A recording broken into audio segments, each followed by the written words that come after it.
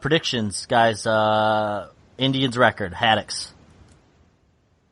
As far as the actual number, doesn't matter to me. But I do think the best they do will be in chase for the wild card. I don't think they win the division. Hoagie. I think they'll go over 80 for sure. I'm pretty confident they'll go over 80 wins. I'm kind of with Haddix though. The Royals are just too much of a well-oiled machine to not take it. But I don't count them out. But I'll definitely give them more than 80 wins. I'm actually going to have them just below 80. I got them at 78 wins. I don't even think we sniffed the wild card. Man, you don't know me. Shut the fuck up.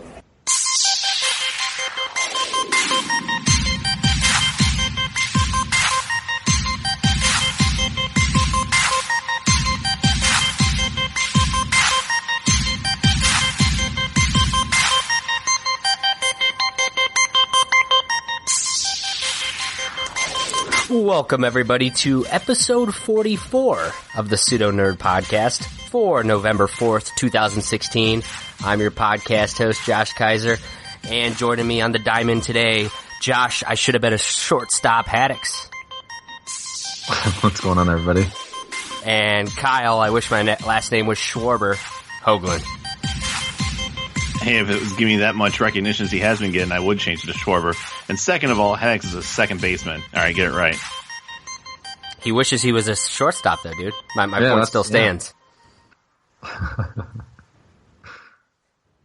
Yeah. If you guys are wondering why I'm not welcoming you into Hogwarts after we promised a Harry Potter month-themed podcast, it's because we are going to spend today discussing the World Series because it's one for the ages.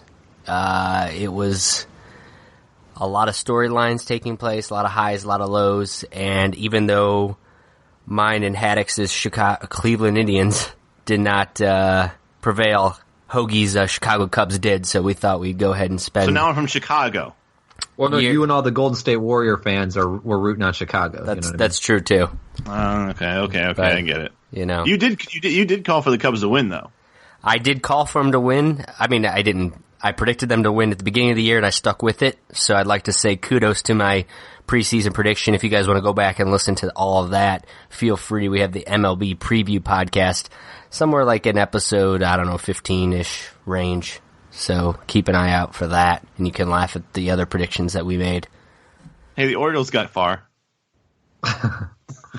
That's true. But that well-oiled machine of the Kansas City Royals, Hoagie, did not. So that well-oiled machine. I really wanted an opening to mimic the podcast after the Cavs one of Hoagie saying, like, I guarantee, or whatever the fuck he said on that opening. Where he said, he's like, it's Warriors in 5. Like, yeah, he was like, it's over. That was like the best opening you've ever had, I think. That was a good one. I really enjoyed it. Of the 11 months that we've now started doing this, that you have at least one saving grace. So congratulations, Kaiser. That was a great opening. I will hang my hat on that. I'm quite proud of it. But, let's just get into it. Let's just discuss this. Originally, it was just going to be a little bit of a 10-minute opening before we start talking about Harry Potter. Don't worry. The Harry Potter month will continue. We're still going to break all that down and discuss it the rest of the month of November. But, we would be remiss if we did not talk all about this. And before we get into, how it all ended, how, Game 7, because I feel like Game 7 deserves a podcast in its own right. Let's start with just, the path to the World Series. Obviously, when I predicted the Cubs to win the World Series at the beginning of the year, I wasn't alone in that. They were a heavy favorite to win this year. And, 103 wins, I think, on the season. They were definitely dominant. Weren't they the best team all year? Yeah, they started out really strong.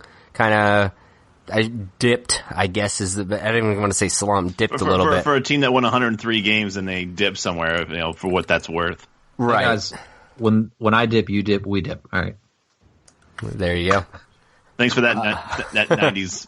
You guys kept saying dip, and that's all I could think about in my head. It's weird because when all Hoagie could think about is potato chips and some French onion dip. So, him and Schwarber both, right? Yes, right. Schwarber, of course, getting hurt like 5 games into the season or something, tore his ACL and MCL. So, that was a big blow to them. But the team still prevailed. And then, their road to the playoffs, they pretty much coasted to a division title. And then they had to go through, the even year bullshit, as it's like to be called, of the San Francisco Giants. The team of seems every even year, all of a sudden they come out of nowhere and they do it. Hoagie, I know you were disappointed, but you put your Giants hat down and put your Cubs hat on, and things are okay. So there's always somebody, some bandwagon I can jump on. I was gonna say, you rode that bandwagon to Chicago from San Fran. He took a quick detour to the LA market when the Dodgers had a 2-1 lead in that NLCS. Yeah, but I saw that picture he posted. Then he realized, LA's a little bit further from San Francisco than he liked, so he's going to go back with his father's team, the Chicago Cubs, and cheer them on through the rest of the into their way into the World Series. So, meanwhile, the Cleveland Indians on the other side, going into the season, I think you guys both had them as a shot to maybe win a wild card, kind of make it there. And I think there was, they had a strong pitching staff, and you were hoping that staff could hold the team together and carry it. And offensively, you weren't sure. Brantley was hurt and really never was able to do much this year. And despite all that, they, made it to the playoffs. And then, of course, right before playoffs, there, both Carrasco and Salazar get hurt. And everybody pretty much wrote them off. The Red Sox series came up, and it was like, the Red Sox are going to dominate them with their bats. What happens? The Tribe sweep them. Then you go to the Blue Jays. Okay, the Blue Jays are going to, take care of them. And what happens? They win in 5 games, and then went up into the Cubs. And it was yet again, the Indians, they're not going to be able to do anything. Let's pick the Cubs, and what happens? The Tribe actually at one point were up 3-1. Sounds familiar. Yeah, so let's just move into the World Series storylines, because I don't know, is there anything you guys want to talk about with the regular season or the playoffs leading up to the World Series that I didn't? I mean, the only thing I want to throw out, which leads into the World Series, is it's eerie how similar the Indians setup going into the playoffs and into the World Series, how similar it was to the Cavs 2 years ago with key injuries, kind of limiting us, keeping us from winning the championship at the end of the year. And that's kind of similar situation that the Indians were in this year. Yeah, it's a good point because, it was, like you said, you lost 2 of your starting rotation, and they were critical things, not to mention an MVP caliber player in Michael Brantley for the entire season. Yeah. And to not have that, there's a lot of reason people weren't picking them to do anything, and then they're going up against the juggernaut as the Chicago Cubs, a 103-win team. It was, like you said, it was LeBron James going against the Golden State Warriors, who were dominant 2 years ago, and, it was him versus the world because Kyrie was out and Kevin Love was out, and that was that was the team. And we can, as we'll get further into it, we can there's a lot of parallelisms you can say, and at the end of the day, the Cubs won, and you could say it feels a lot like the 2015 NBA Finals. It was like just at some point maybe the injuries caught up to them. But we can debate that in a little bit.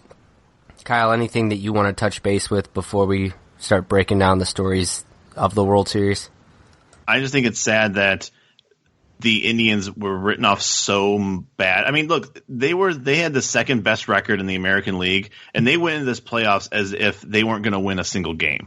They went into the Red Sox. I understand that they got there's a lot of guys who got injured, and those guys that were there. That's their, that was their number 2 and number 3. Yeah, number 2, number 3. Yeah. in their pitching rotation, and they got hurt in September. So, they had the second best record, but they also had those guys lead them to most of that. It wasn't like they lost those.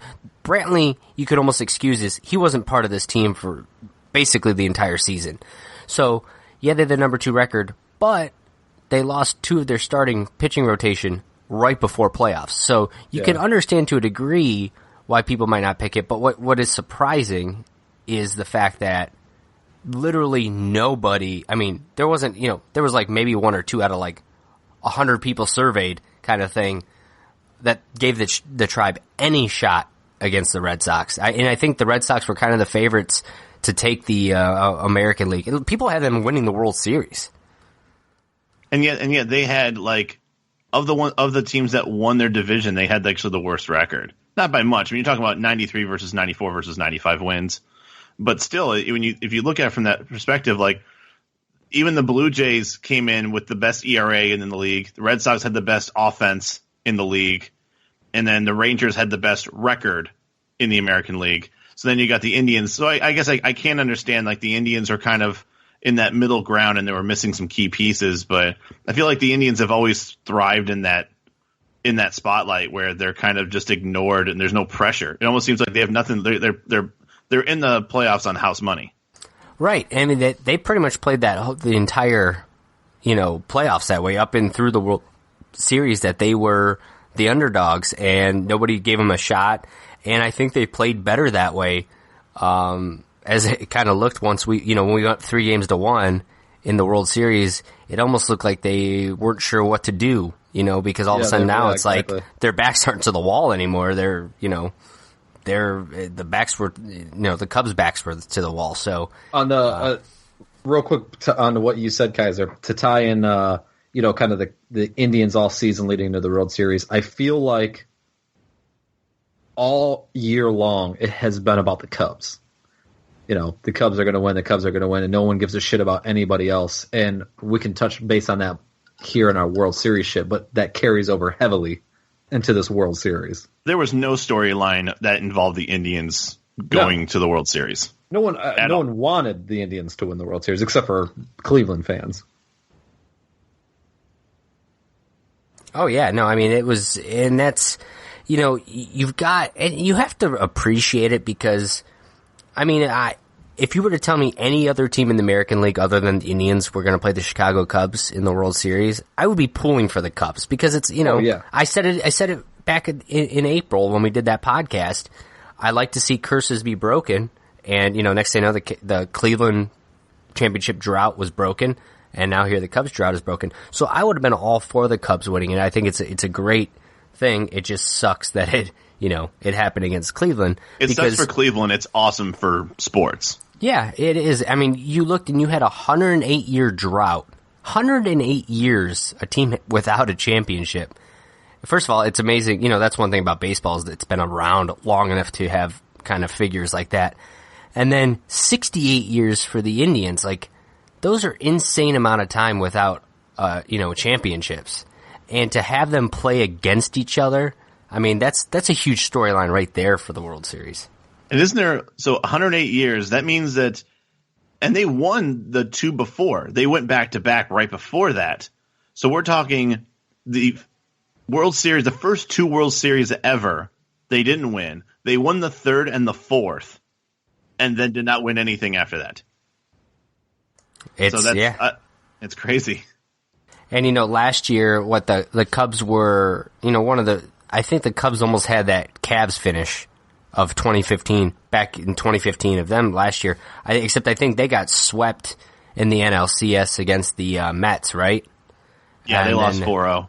Yeah, so, I mean, it was, kind of, I would say heartbreaking, but it was just like almost demoralizing in a way. But that's, it's a big reason why they came back. It was like, okay, they can do it this year. So, I mean, you start with the drought, and you have the 2 longest droughts in baseball, and I don't think you'll ever see that in any sporting event where 2 teams play each other with longer championship droughts. I mean, like the Browns and the Lions could play each other in the Super Bowl this year, and I don't think it comes close to that. And, part of it's because the Cubs went 108 years. I mean, that's a long That's a time. very long time. Well, it's 176 years between the two teams. So Right. yeah, I don't think there's probably. I'd be hard pressed to find the 3 teams in the NFL that have had a longer drought than those 2 together. I think it would be close. Yeah, I know I saw a couple stats. I think the Arizona Cardinals are one of the longest. They're now the longest. Are they the longest? Out of every sport, they're now right. the longest, without a championship. Oh, I figured it was San Diego, a San Diego team of some sort. San Diego. I think San Diego, the issue with them is they've just not been a franchise long enough to have those droughts. I'll say there's technically some franchises in the NFL that have never won, but right, they're just newer teams. So exactly, that's what it is, and that's the thing. The Cubs have a lot of history behind them, which is another reason why, it was us. While we kept saying it was the Indians, against the world, Cleveland against the world, again, in every divisional round, the championship round, all that, it was the same way here, and it was all you can kind of appreciate, like, people were like pulling, the Cubs have been the darling team for years. I mean, so the reason the Back to the Future had the joke that the Cubs were going to win it all in 2015, that was just how it is. Everybody knew the Cubs are just this, bad news bears sort of thing of baseball. So So how funny is it that Back to the Future just missed that by 1 year? It's amazing to me is all this stuff that's come out, like, where people have called, Back to the Future predicted 2015. I don't know if you guys saw that yearbook picture from, like, kid. the 90s. The guy's senior quote was, 2016 World Series champions, Chicago Cubs, book it. Like, I wonder what that dude is now. I wonder if they're going to try to find that dude and interview him or something. I don't know. Like, I'm sure that somebody's got to. I mean, there's going to be so much coverage about that. And, and that's one thing I'll say is, like, you're happy for the fans. Yeah. You see a lot of these people, like, Hoagie, for instance, your dad was a diehard Cubs fan. So, like, you see a lot of that where these, grandfathers and fathers and stuff. Like, one guy said his father, if they ever met to the World Series, he would listen to the game with his dad, and he was at the grave listening to the, radio broadcast of Game 7 with his dad. So, like, there's a lot of good stories like that, makes you really appreciate, what happened, and it is a good story. And Fox really loved panning to the older people in the crowd because for both sides because of how long it's been. But I feel like when you are really into a certain team, I feel like the longer there is the drought is there, I feel like the more you stick around being a fan of that team because you feel like they need you. Almost like you've been there through thick and thin. Like there's no reason to stop. So why jump people who've ship been now? like fans for 70 years, I think a lot of that also attributes to the fact that they've been there when they were at their worst, and maybe have even remembered the last time they were at a World Series, and they just keep hanging on for that feeling again. And it took 75 years or something like that for them to get back. Hey man, if you can't accept me at my worst, you don't deserve me at my best, right? My favorite thing to come out yesterday was, again, definitely congratulations to all those like fans that have been Cubs fans for, 60 years or whatever. But my favorite thing yesterday was somebody tweet, I don't even know, some random guy was like, congratulations to all those girls on Snapchat that have been Cubs fans for 2 weeks now, like with all your gear. Oh yeah, I mean, there's definitely good for you. There's definitely going to be a lot of bandwagon stuff, and I'm not even going to discredit. There's a lot of Indians fans, people that are out there. I mean, supporting around. your cities, right? If supporting your city is good, whether you support them all year or not, like it's so different though when your city has two of a lot of things though. Like I work with somebody who's from Chicago, and he's that guy that's like, oh, I like the White Sox and I like the Cubs, and I'm like, you suck then. That's not a thing. You're the worst. I mean, you can't. If you're from Chicago, you don't. If you're a true Cubs fan, you're not a White Sox fan. No, like White Sox fans hate you're not a Jets fan. Cubs fans. It's not like there's, the White Sox and the Indians are, Central Division rivals. Like, if there's a few teams that you should hate in the Major League, if you're an Indians fan, it's the Tigers, the Royals, the White Sox, the Twins. And White Sox fans were one of few people that were cheering the Indians on outside of Cleveland. They hate the Cubs. And good for that. And that's the thing. If you're that kind of fan, I respect that. If you're a White Sox fan and the Cubs win the World Series, you should not give a shit, and you should be angry that your team make it. Right. So what about you guys? Any other storylines for the World Series, just in general, that you thought was a worthwhile discussion?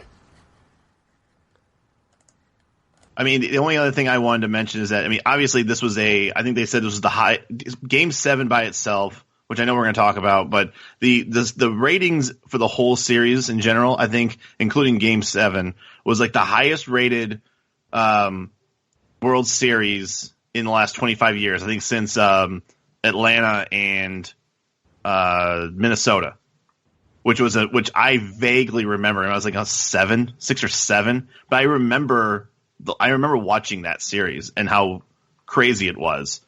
Because they also went to 7 games and won it at home, and it had a lot of the same things. A lot of comebacks, a lot of last inning heroics, a lot of back and forth, not giving up. A lot of what we saw in Game 7. It's great. It's great for baseball because I feel like baseball has been slowly but surely getting dumped on in ratings. Especially when it depends on who's in the World Series. If this was if this was like the Dodgers and the Blue Jays, I think the ratings for this plummet hard. Oh yeah, absolutely. So this is the perfect storm for baseball. Game 7 had 40 million viewers. It said it was the most watched baseball game in 25 years, and the most watched telecast since Super Bowl 50. According to Fox. Well, I know wasn't the Sunday night game, which would have been Game 5. I think it said it was I think it was. They said it was the second time ever that a baseball game has had more views than the Sunday night football game or whatever the fuck. And that was actually something like that. Yeah, and Sunday night football game was actually an NFC East divisional matchup. It was Cowboys-Eagles, I believe, which, those are 2 huge markets. So that's a pretty big deal in its own right there. So, yeah, I mean, it was definitely, not only for having Cleveland, which is a small market team, it was everybody tuned in for it, especially, Game 7 especially. I mean, it was definitely a huge moment in sports. And let me ask you guys this, because some of the other storylines of the World Series, home field advantage is probably a topic worth talking about. And we'll open it with: do you guys still agree with home field advantage going to the winner of the All-Star game, which was the Cleveland Indians, as opposed to the Chicago Cubs having it for having the best record in baseball? In basketball, the Warriors had home court advantage because they had the best record in basketball. Do you think that baseball should keep it the way it is now, or do you think it should have been changed?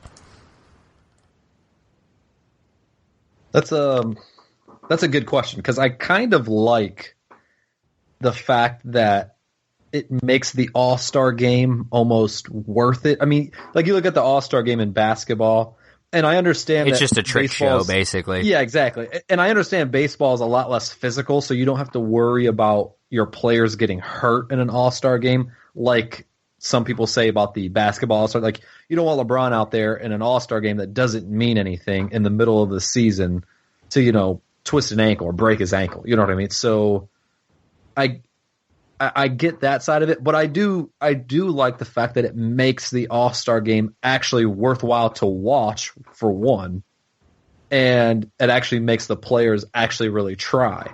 But at the same time, being rewarded for being the best is also a nice thing. I don't know. I don't know what I would prefer. See, I don't think it makes it more worthwhile to watch, because in the end, if the people who, especially if you're rooting for a team that's not that good by the All-Star game, then you don't care who gets home field advantage. So, you're talking about maybe a handful of fans for the handful of teams that may have, where that getting home field advantage may be relevant. But the moment that you let the fans vote, and the lineup is 100% decided upon popular vote, then there should be no ramifications to that game. If they're going to make it where that means something, and home field, even though I understand that we lost, home field advantage is a big deal. It really is. Momentum and just everything like that is so important in baseball that home field advantage is huge. You let whoever you're going to have be the manager for both teams, that have their coaching staff or whoever the all-star coaching staff, they get together, they pick the lineup, the starting lineup, and then the fans on popular vote will vote in the rest, and then let that then decide. And you would still let the All-Star game decide home field. I'm okay with it meaning something as long as it is strategically done by the players and the coach and the managers. It's done by them. Let them be the ones that create the lineup. So if by mid-season, yeah, I see what you're saying. The two teams with the best record are the ones going. The two teams with the best record, let them be the ones that represent each of the sides in the All-Star game. Let them be able to have ultimate say on who gets to start and put themselves in the best shape possible to win that series in the event that their team may be the one that goes to the World Series. So it's more strategic. It might not be the most popular people. Like one year they had 7 people from the Royals start. And I think one year they had 6 people from the Cubs start. Even though a lot of them, some of them had very good years, a lot of them didn't. They just did it because they filled up the ballots. If you can strategically create it where Terry Francona and Joe Madden get to create their version of an all-star lineup based on their strategies to win a baseball game, I think from a baseball purist that is better. I think it creates a better game overall. Well, it might hurt ratings, but as far as if it's going to mean something, then I think it needs to have that kind of attention. Well, let me say this to you guys, and maybe it'll change your decision. Since 1986, the National League has only won the All-Star Game 7 times. Is that fair that in 30 years, the National League only has home field advantage 7 times? Well, every other year, San Francisco can find a way to win, right? Look, I guess my thing is the advantage always seems to be that you have overall. It looks like your better hitters are in the American League because of the DH spot. They are, absolutely. So you're by default you're gonna have higher offense. So and maybe I mean, in turn, is the pitching better in the American League because they got to go against better hitting? The other side of it, yeah. Well, I think it's subjective. Here's my thing about that too. Is it really though? If you grab the best 9 players picked by the managers, not by popular vote by the fans, but if you're picking who you think your best 9 versus their best 9, their ace versus the other side's ace, I think it's close. I think well, apparently not. If the National League's only won 7 times in 30 right, years. But that's not chosen by the managers only get to pick the people they can take off the bench. There's been a lot of years where people who were brought into a World Series were like, okay, it was someone's last year, like Cal Ripken. Well, right. Whatever, something like that. Where they're way past their prime, and you want them to have that moment. Let them get an all-star vote, but they don't get to start. Let them come in the 8th inning or something like that. Whatever. But or let them get to in. Me is not going to be the difference maker. That would be if it was, in 30 years they won it, 17 times and the National League won it 13 times. Okay, maybe it cost them a game or here or there or something. 7 times out of 30 years. I think at the end of the day it's done because it creates more ratings, which is more money. And I don't see that changing because I feel like baseball probably thinks we don't get like Hoagie was saying, the ratings dip, especially during the year because the season's so fucking long, that they'll do whatever they can to grab ratings. I don't know how high the ratings are during the All-Star game, but I guarantee you if you took away that aspect where it actually meant a little bit, they lose a lot more ratings than they already have. Yeah, I mean, that's probably fair, but I don't know, how critical a hit it's going to take one way or the other, but it's fair. I mean, I don't know. I obviously, as a fan of an American League team, it bodes better for me. Now that said, as you know, the reason I brought this up is it's actually going to be the next part of our discussion. I think, you know, the Indians had home field advantage, I guess, in this series. But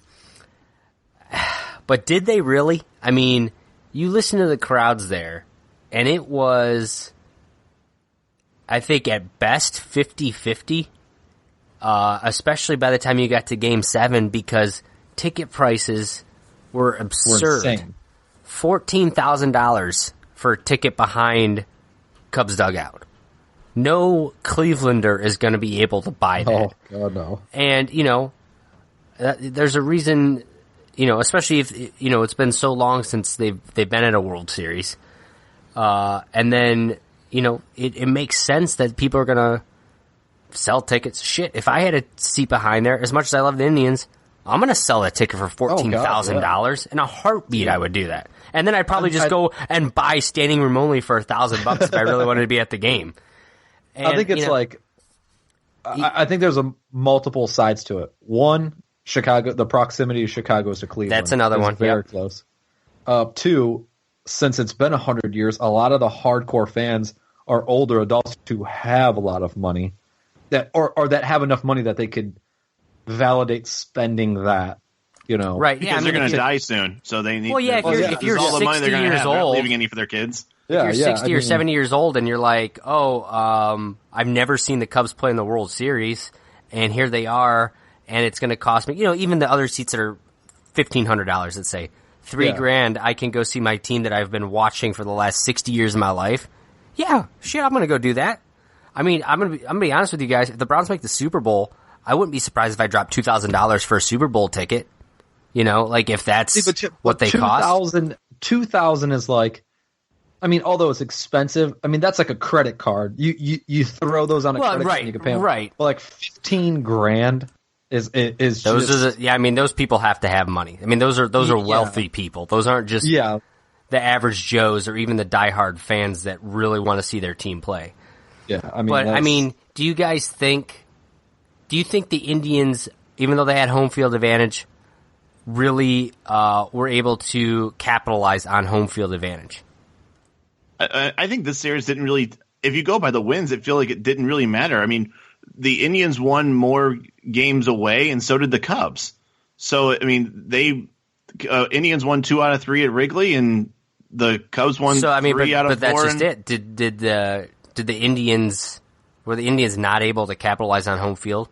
I mean, I don't think so. I don't think honestly, it was so much home field as much as I think they just ran out of gas. I think they're a good enough team and a disciplined enough team that I don't think they need the crowd to will them. They've got enough of that, and Francona will keep them on task without needing the crowd to, you know, yell Allen or you know, that's for the, you know, for the Cubs side yelling, but you know, just yelling like Lester. They don't need that to win. So. But that's all I heard in Chicago was basically them just yelling whoever was pitching and just yelling their name out. So, you know, which I'll say this is classy. You could have said a whole lot worse. So for Cubs fans, I at least tip the hat that's as far as you probably went. Well, what wasn't it in the Toronto series that Bauer got his name chanted and he said, "I was surprised they even knew who I was." But I'll say this: I think home field advantage actually hurt the Cubs, at least, and part of the reason maybe they lost Game 3 and possibly even 4, because the pressure of winning. Wrigley hadn't seen a World Series game in like 80 years or something. I don't know, whatever the number is, since they hosted one 60, 70 years, and they wanted so hard to win for that crowd and for that home, you know, for everybody there at Wrigley, that I think they almost pressed too much early on, and that's part of the reason why, you know, they were not hitting the ball. They were swinging at everything. They were very jumpy, you know, so it's almost like home field. They almost were playing better away because they didn't have, you know, the pressure of everybody over there. Like, you need to do this. You need to do this for everybody. Yeah. I think it was huge Game 6 and 7. I think if we play the Dodgers and we're up 3-1 and we're coming back home where the stadium is mostly Indians fans, I think that gets you over that hump of just being worn out from grinding through the whole year and through these playoffs. But when you come into a Game 6 where half the stadium is Cubs fans, I mean, you don't have that extra, boost. Adrenaline you get from it. Yeah. It's funny so Game 6 is the one I really thought we were going to do. I thought that was the one. Coming back home, we had just came off the loss. We're going to have the home crowd again. And I watched it. Tomlin got the first batter out, and the place went nuts. He got the second batter out, and they were, exploding. And then I think the third batter, that's when he gave up the home run. And it was I had never heard the crowd that loud again. It almost was it started getting mixed, and it was almost then by, a couple innings later, it's almost Chicago. It sounded like a Chicago crowd. Yeah, and I think for, it's almost just from a viewer at home, I appreciate, I love the sound of a very loud Intuit crowd. And you didn't get that, as amazing as Game 7 was, especially, the crowd was okay, but the problem was it was so mixed that you don't get the, huge eruption when the home team does something that you should, for a Game 7, for, that Rajay Davis's 2-run homer to tie it up in the 8th. It was a good crowd reaction.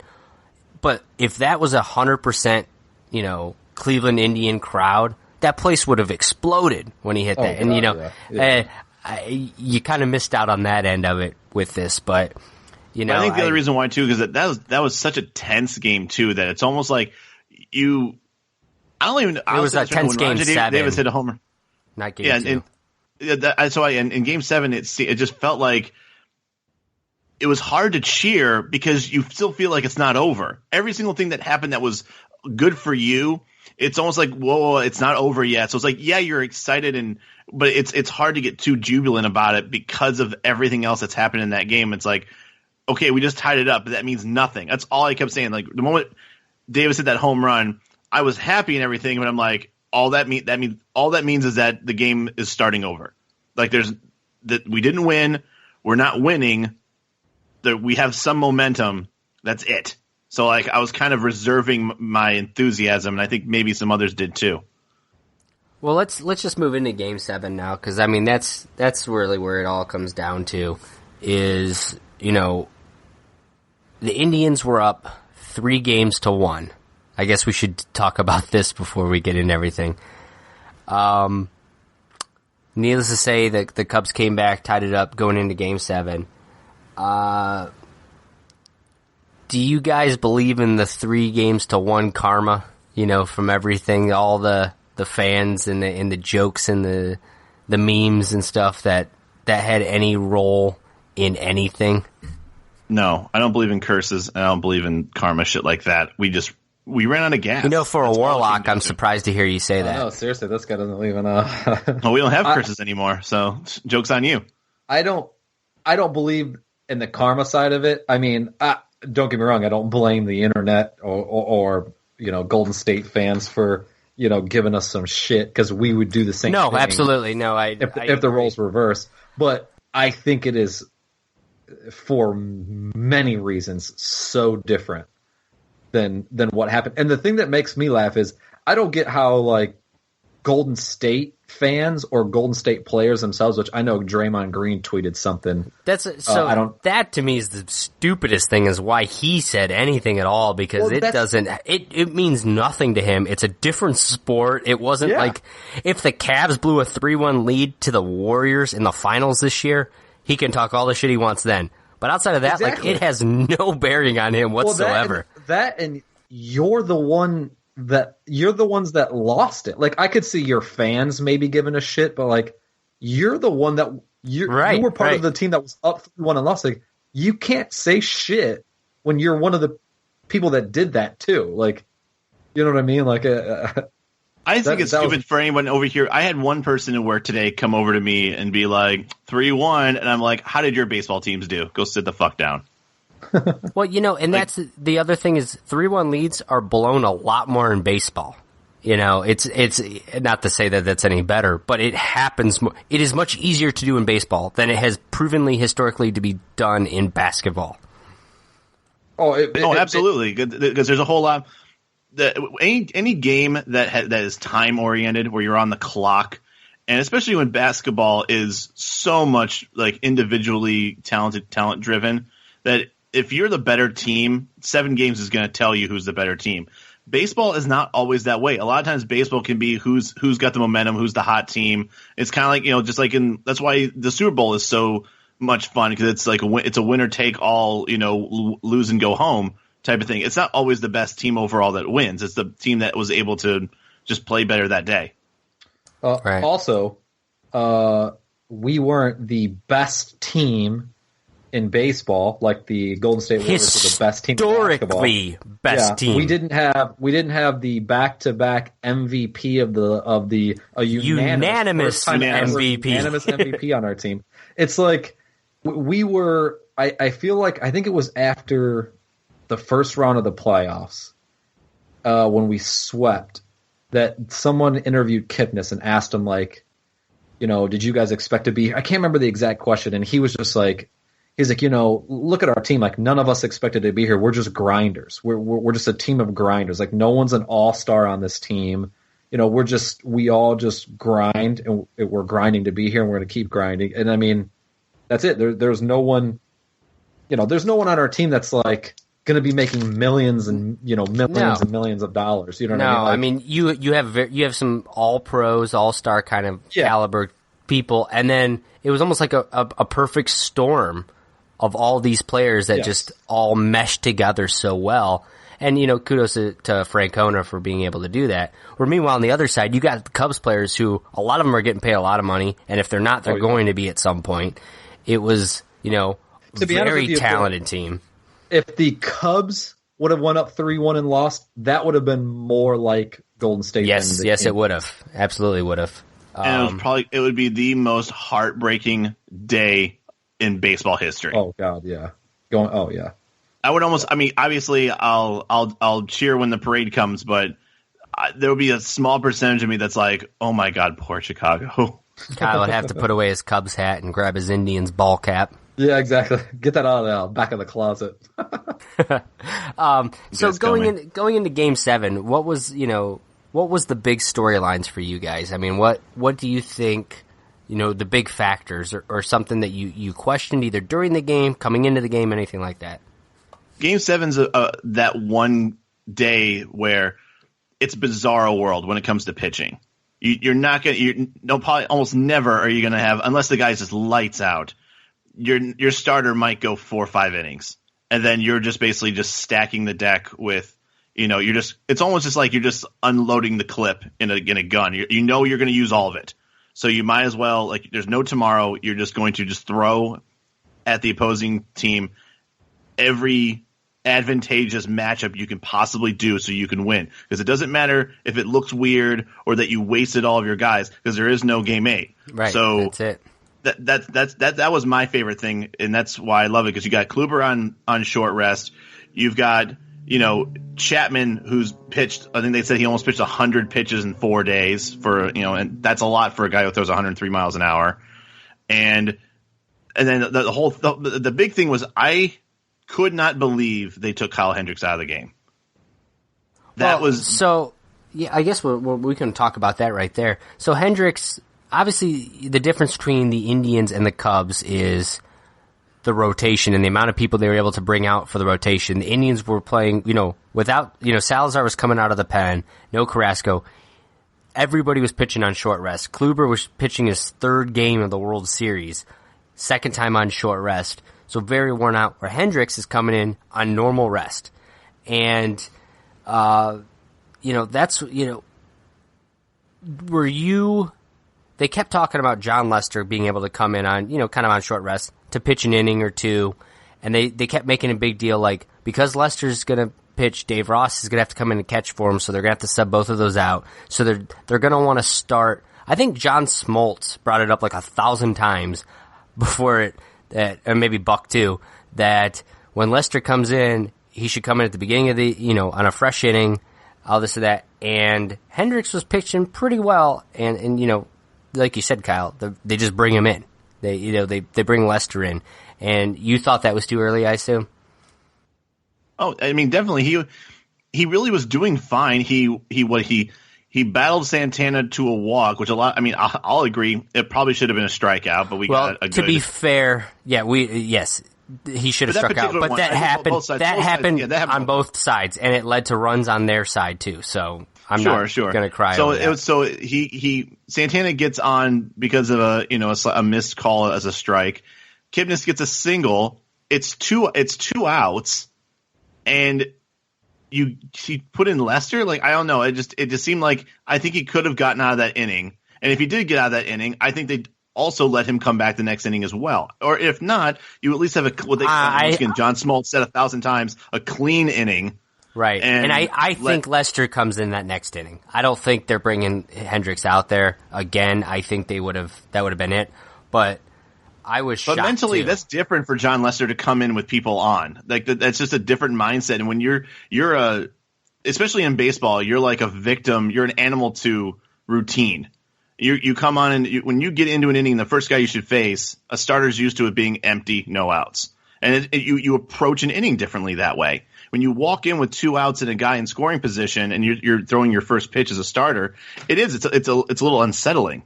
So I understand how we got 2 runs out of that, just because I think everything was just a little weird for Lester. Yeah, and I mean, and Dave Ross coming in catching, fresh in there, it looked like it affected him because that pass ball scored 2 runs.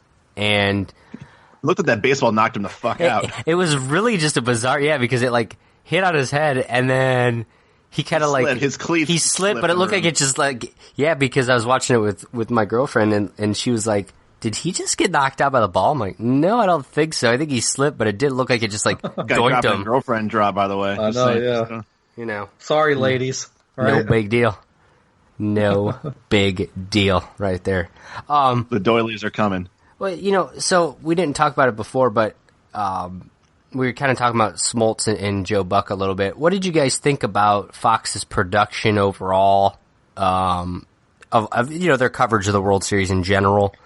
I'll say one thing, and I think you guys will agree. I think, based on everyone on Facebook would agree, if you're going to broadcast on a nationally televised channel, any sporting event, you have got to be unbiased. And Joe Buck was not. I mean, yeah, and it's funny because you hear that a lot, when you watch national televised things, that it's like the Cubs fans, for this example, Cubs fans would say, "Oh, he was so biased towards the Indians," and Indians fans will say he's biased towards the Cubs. And there's probably some of that where you only hear the stuff they say about the other team and not yours.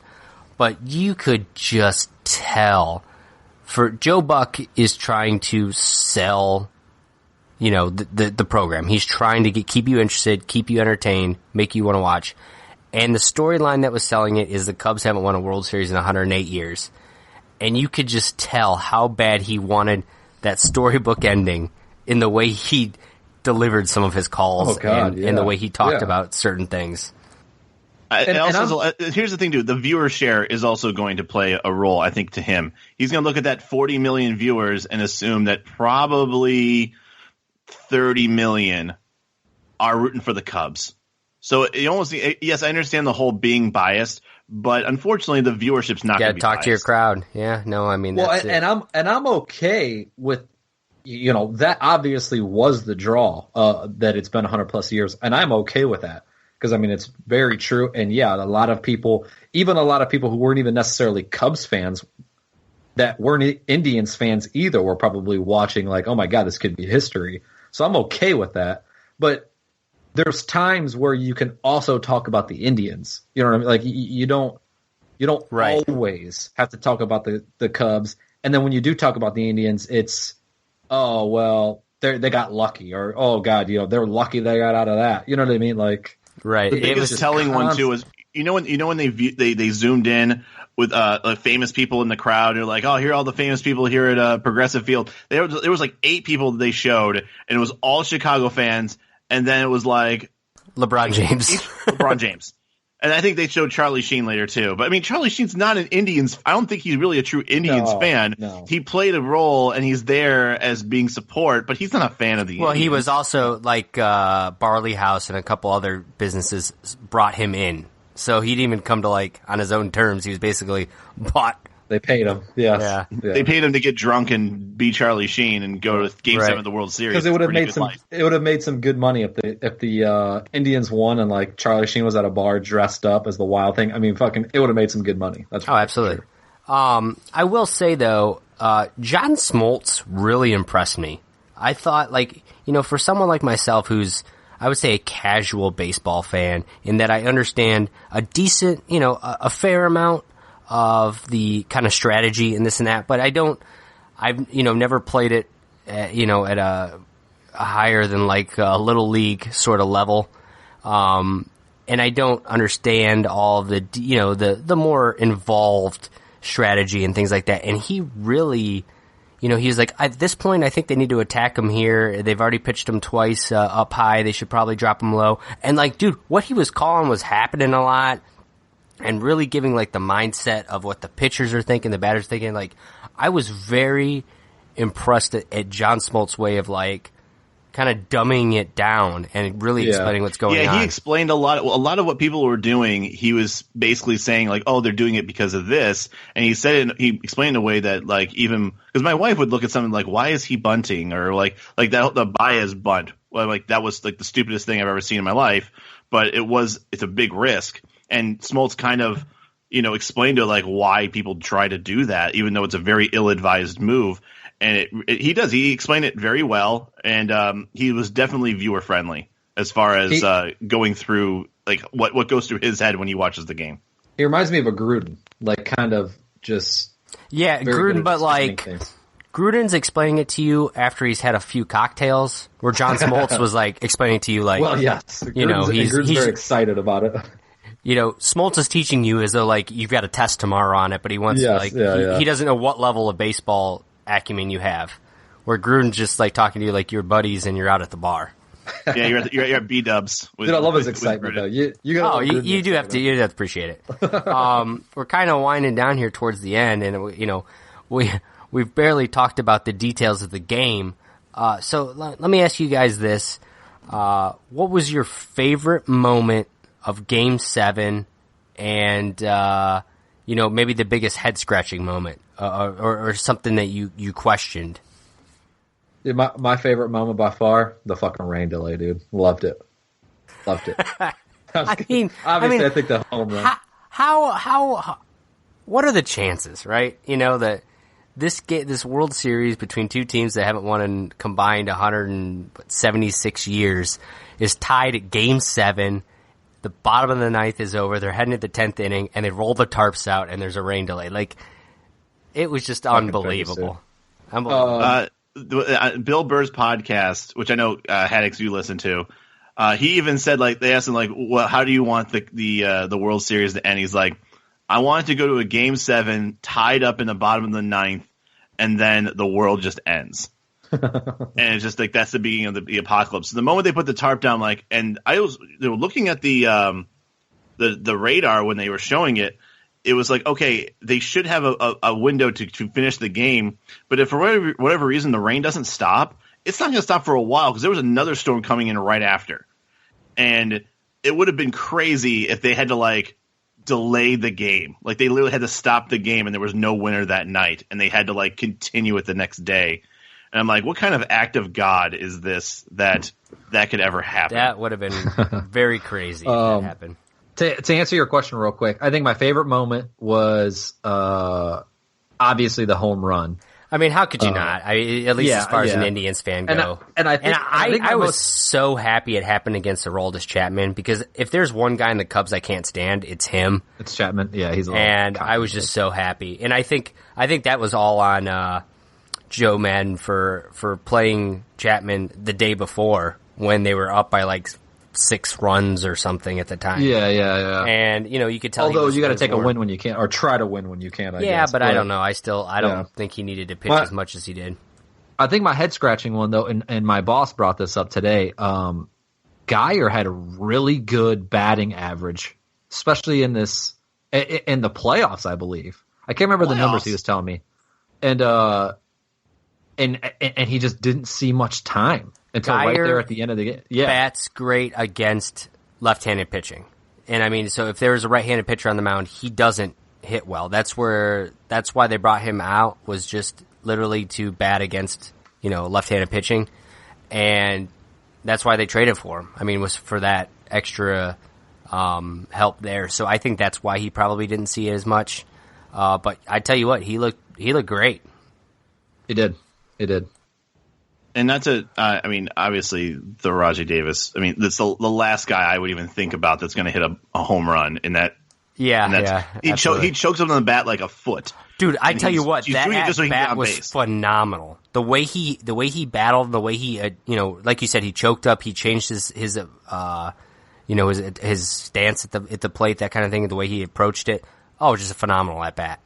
And I think it's a huge difference when Chapman clearly is running low on fumes, and his fastball, his slow fastball is 97, 98 miles an hour, which is still insane. But if Davis is a good fastball hitter, so if he can realize that he has a normal human's fastball, like he can turn on one. That's not against it, but it's just 14 home runs the whole time and in the whole season, and he's choking up on the bat, like clearly not trying to hit a home run, but it just happened to work out that way. My head scratcher, and I know I put it on the rundown, I had to mention it, was the complete absence of Mike Napoli. And I know he doesn't hit for average, but he's your cleanup hitter. If he only gets 5 hits in the whole series, those hits better mean something, because the guys in front of you are supposed to get on base. And for the most part, Santana, he got a couple hits. Kipnis had an okay average. Lindor hit pretty well, I thought too. Kipnis actually had a very good series altogether. I think he didn't get a lot of hits, but he was on base a lot. And he was able to find his way on base and make things happen. He was a very aggressive base runner. And then you get Napoli, who strikes out 7 times out of 19 at-bats, has 2 hits in one. I'm sorry. He struck out 11 times in 24 attempts, and he has 1 RBI, and he struck out 11 times, and 0 for 5 in Game 7. Napoli really struggled, not only in the World Series, I think he struggled most of the playoffs, kind of down to the stretch there.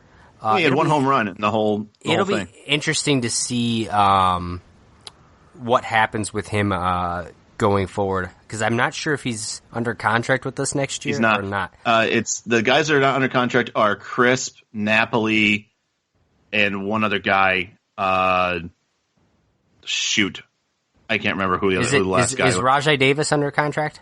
That's right. Yeah, that's it. Basically the veterans on the team. Yeah, I will say, props to Coco Crisp. Guy played well when he came over to us. Dude, so. They really made some great, like the little, like Brandon Geyer bringing him over, Coco Crisp signing him out, like those little moves like that turned out to be great moves that weren't like, it wasn't like the Andrew Miller thing where you gave up everything for it. So, and it's not like Andrew Miller didn't deliver either. He was amazing. Oh no, he was great. Up until, I don't want to say he was worn out going into the game yesterday. I just think it was a matter of he finally got beat. The good hitters of the Cubs saw enough of him and finally beat him. Could have been a little bit the most he's pitched in, I think in his career this year, but still, I don't know. For me, I don't want to ever question Francona, because every time anybody questions Francona, he just turned around to show you why he should be really a Hall of Fame manager, and probably manager of the year this year. But for me, it was Brian Shaw is by far the pitcher that always makes you kind of bite your nails and kind of cringe and really, you aren't sure how to react when he's out on there. He pitched through the inning. They had the rain delay. They brought him back out there. First of all, after a rain delay, you always hesitate on a pitcher after he's been resting for a while. I thought, I don't know about bringing him back out there. That first batter, I don't remember if he walked him, he gave a base hit. I would have pulled him right then and there, because that was it for me with Brian Shaw. He kept him in, obviously, did not work out, gave up the 2 runs, which, eventually ended up being the Indians' demise. So for me, that was the biggest head-scratching moment. But it is what it is. You know, how can you question Francona? Yep, exactly. Didn't he intentionally walk 2 people in that inning too? Yeah, I mean, that was, part of what it is, but that kind of, props to whoever their base runner was that tagged up on that fly ball that went, that could have been it literally may have changed the outcome of the game right there. Yeah, definitely. Did anyone else also, like, our last guy at bat was Michael Martinez, and we're like, oh, so, no. that was just going to bring him up. You made a comment like, the home run from Rajai Davis is like the last guy you expected to hit it. I just remember thinking like, when Davis hit that single and it's like, oh my God, we've got a shot still. And they're like, and I'm like, who's up next? Michael Martinez. And I go, well, that's the ball game. He was the last, he was the last person on the bench, basically. There was nobody else they he could have subbed for him. Yeah, because I think Francona would have subbed anybody else he possibly could for that moment. And then he hits that dribbler, and I remember thinking like, oh my God, he might be able to beat this out, like, because he's got some speed. He was thrown up by like a fucking mile at first base. So. I was so mad. Like, I'm like, at least hit like a pop fly to deep left field.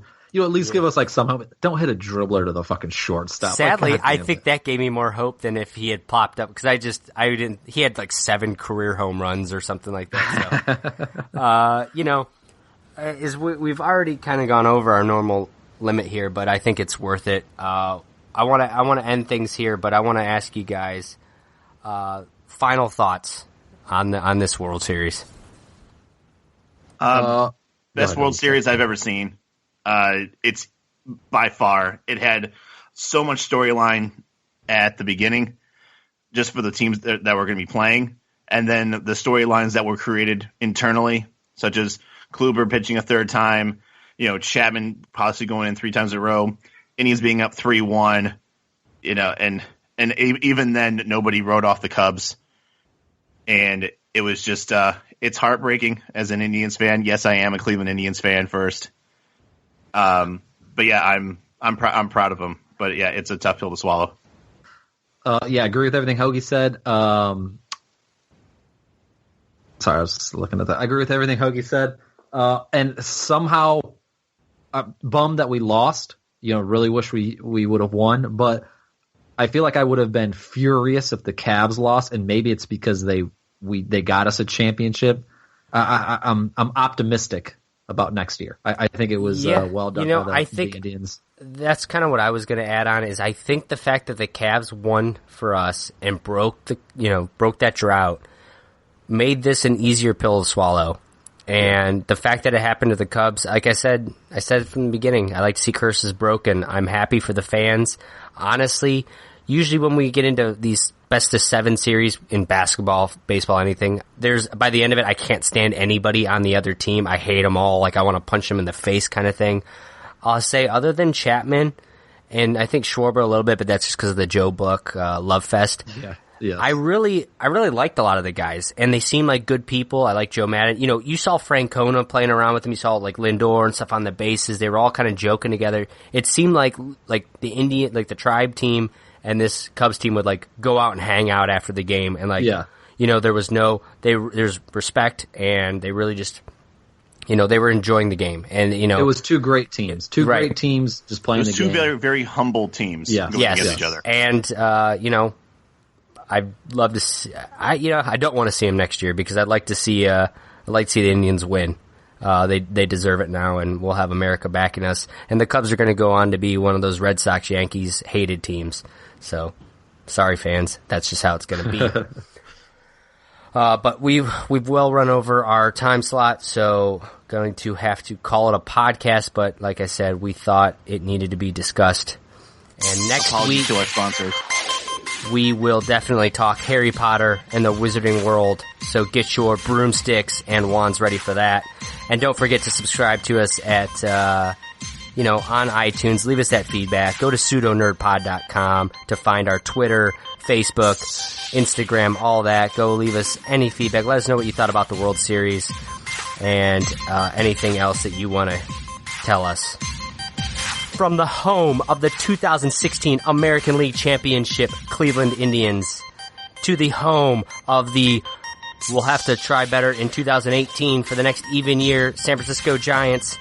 I am Josh Kaiser. He is Josh Haddix, and he is Kyle Hoagland. And we will see you guys next time. Have a good Friday.